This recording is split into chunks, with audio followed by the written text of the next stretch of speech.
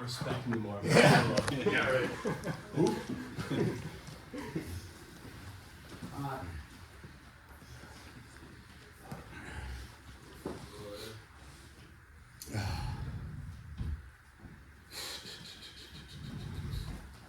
Can I see your belt, please?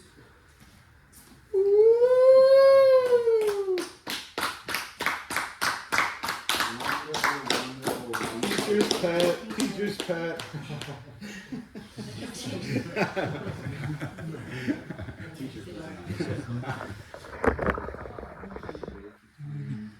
One step closer.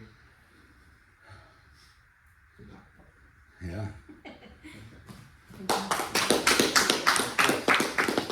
Okay, does anyone have any questions on what we did today or things that they want to go over? I have something. I find myself being more defensive, or that's the way I'm playing anyway. On my back, waiting. It's hard for me to open the door right now, so I will let you open the door. Yeah. You know.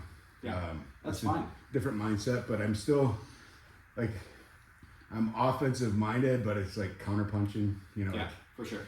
because it seems like it's a lot of work for me to, you know, crunch my body up. So Yeah. I'll let you crunch me up.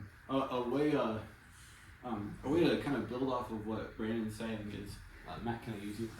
So when we're in mount, I'm a huge fan of the UPA escape when we're in mount. Yeah. So a lot of times what was happening is I would be going for my hip escape and you guys would be reaching for my hands or like reaching here. Yeah. And all I need is that. Once I have this, So you trap this hand. I have this sleeve grip right here. Yeah. And then even if Mac really wanted to, all I need to do is a little bridge. And he's got nothing. He's got no post right here. And if I just keep running my feet, I'm gonna get it. Yeah. So there were a couple of times where I was in side control, right? I would let Mac pass, and then as he's starting to grab for my hands, I would just grab this, or some form of his sleeve. And then even if I bridge and I don't get it, now I'm gonna go C-shape. And now I'm gonna start trying to unwind his legs and escape. So this is where Brandon's idea of like not trying to go defense against offense, but letting their offense advance a little bit to the point where they're unstable and then using that against them. I just feel like if I UPA, the timing's not right, and they're stopping it, and I just expend a whole lot of energy, and then they're sliding up. Where if I let them slide up and go for an attack, then I can counter off. Yeah, I would really encourage you guys to start using that sleeve grip.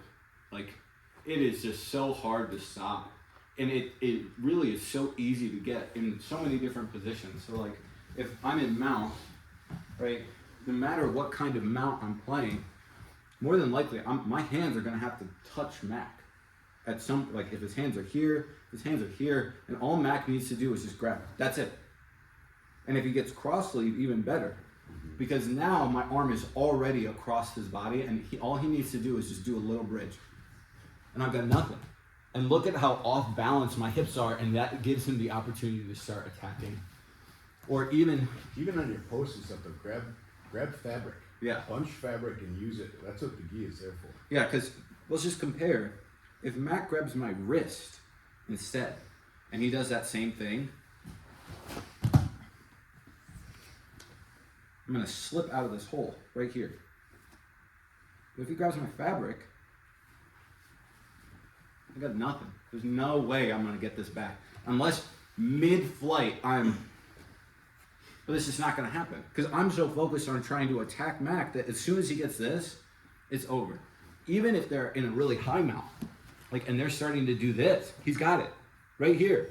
I'm halfway to a really nice collar choke, and Mac's gonna sweep me right here, because all he needs to do is just bridge. And yeah, I might try to wrap this up, but if Mac's smart, he's just gonna pummel his arms inside and escape, right? So I would really encourage you guys to use that sleeve grip as a way of kind of getting your offense going, especially in the gi. In no gi, it's not nearly as effective. because I really need to have pretty much your entire forearm pinned to my chest. But in the gi, oh man, it is just so hard to stop. All right, any other questions? Let's get a picture and get out of here. On three. 1, 2, 3. Congratulations to Nicole once again. Well earned. Wash your mouth guard. I tripped.